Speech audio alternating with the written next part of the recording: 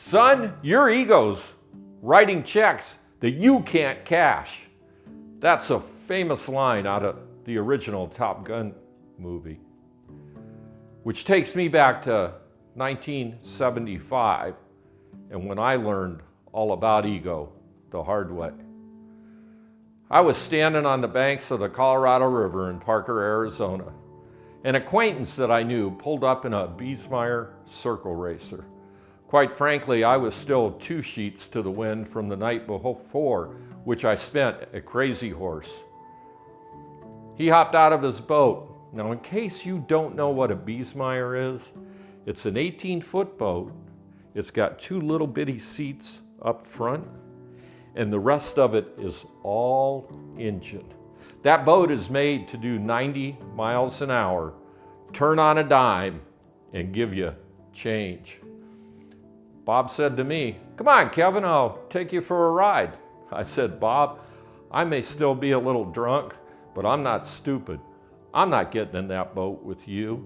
He said, "Come on, what's the matter? Are you a scaredy cat?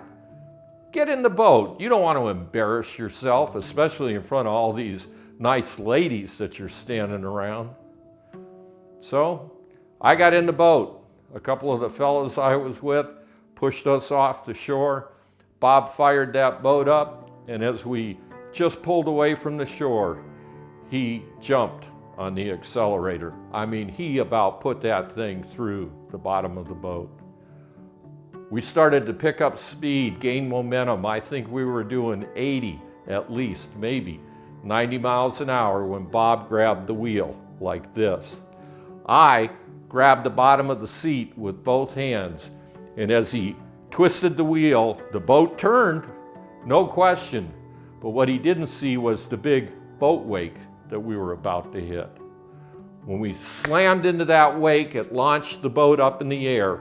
As the boat came back down and the propeller gripped the water, it shot it back into the air again, except this time it went inverted.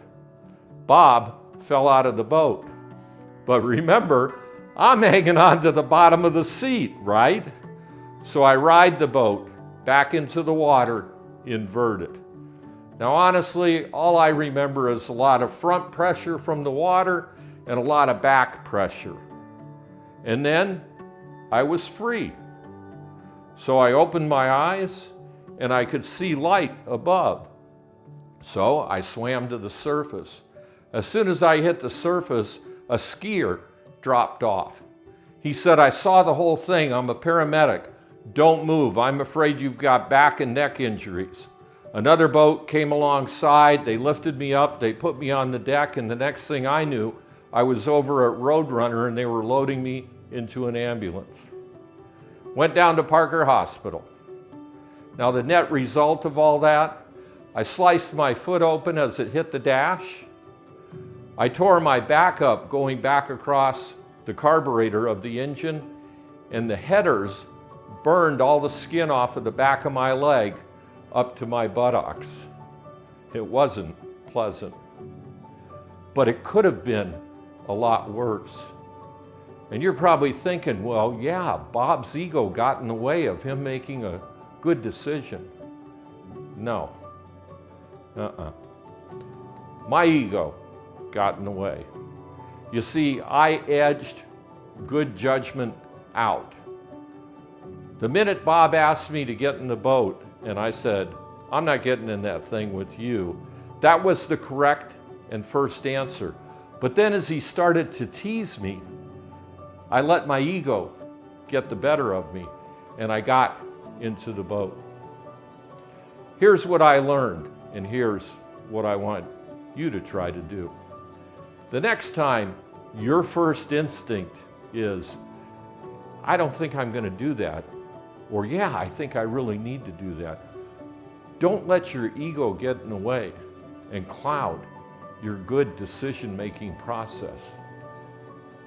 If you do this, then you're always going to make the correct decision for you at the time.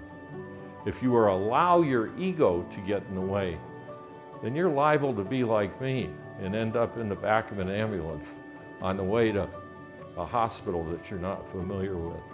I hope that doesn't happen. Keep your ego in check and where it belongs.